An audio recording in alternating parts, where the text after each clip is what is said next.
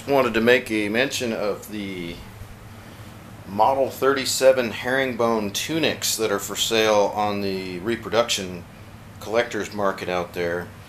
To this day, as far as I'm concerned, there are absolutely none of these that are original that exist. There's mention on a few of the higher end information and collector sites where people do have images of these tunics that do seem to be original, but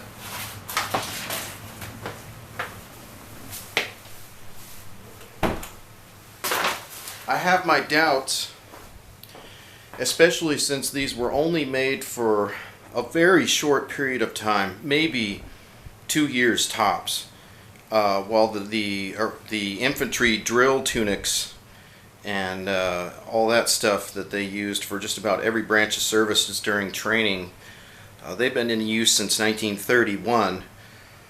These came out at about 1937 when the SS-VT was being formed into combat units using fresh officers out of the earliest of SS schools, including Allgemeine personnel and people from the Totenkopfverbände who were started out as camp guards and transferred over to the SS-VT and then later the Waffen SS. Now these tunics in particular that I have, these were made, all of them were made by Military Harbor over in China, which is the only person or only company in the world that's making these, as far as I know. I haven't been able to find one produced by any place else. Unfortunately, reproduction, higher quality reproduction places like At the Front, SM Wholesale, they're not doing these. Now, the one complaint I have overall about the garments themselves is the quality of the material being used. Now this is an At the Front drill tunic. So all you get is just a tunic and these two pockets. Of course it does have the tie at the waist so you can cinch in the waist a little bit. But the material is about, I would say, 1.5 to 2 times the density as the Chinese stuff. Now, the good thing though is that the stuff that Military Harbor is making right now is still better than they were years ago. This LAH tunic that I did that's on top, this is almost 10 years old, I think. And it is different from the newer ones. The material is even thinner, which, you know, depending on how you look at it, can be good or bad. The 4 chest buttons are removable, and they do have the, they have the keys in the back. All of the pockets are sewn in. The buttons on the pockets are sewn, as well as the shoulder board buttons. They're sewn in. So they would have to be removed and re-sewn if you wanted to take them off. Now this one actually has the pocket material on the insides is made out of pretty much a beige lining material of some kind. You could tell they did the underarms, bandage pocket, and up in the shoulders underneath where the shoulder boards go are reinforced a little bit, which is nice, but the garment itself is just so-so, I would say, as far as quality goes. It also came with these 3 collar buttons buttoned in for the collar band that you can put in. Now this one here is a more recent production of what they're making now. It is better made. The color is a better match. The material itself is slightly heavier, which I like. That's a good thing to me. Also, the differences are, while the shoulder board buttons are sewn in, the 4 front buttons and the pocket buttons are keyed in. So you can remove all of those if you want to throw it through the wash machine, whatever. Now this is a simplified version. This is the simple version. It has no corded holes for the equipment hooks. This probably would have been, I'm thinking, the earliest version they had. Or maybe all three were available, three types were available at the same time. I thought that these were issued. The guys wouldn't be buying these themselves. I just don't know those details.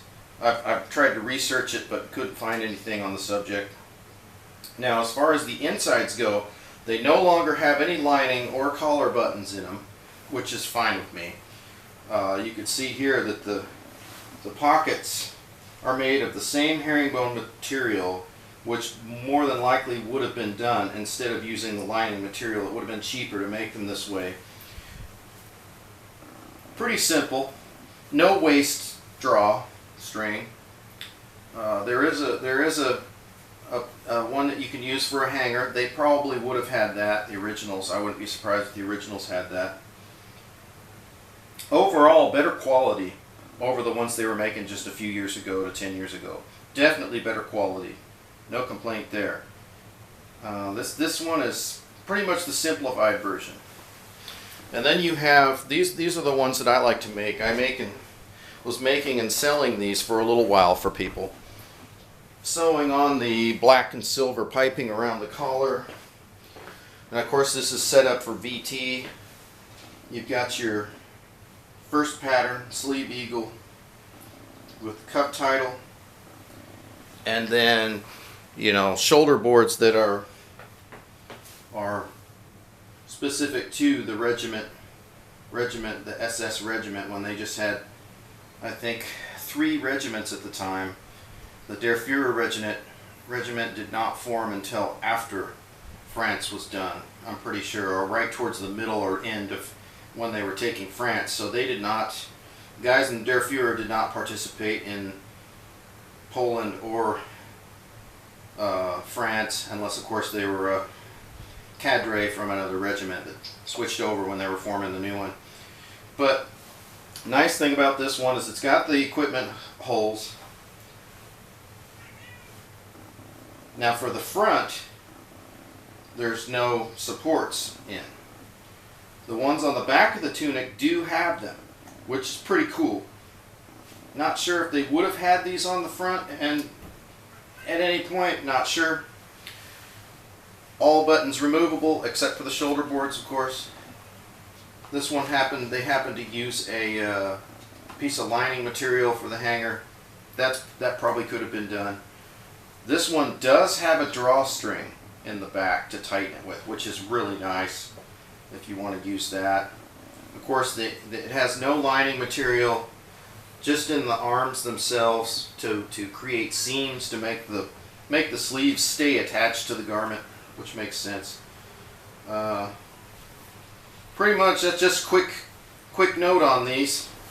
I happen to like these as far as their appearance, and the quality's decent compared to their older stuff.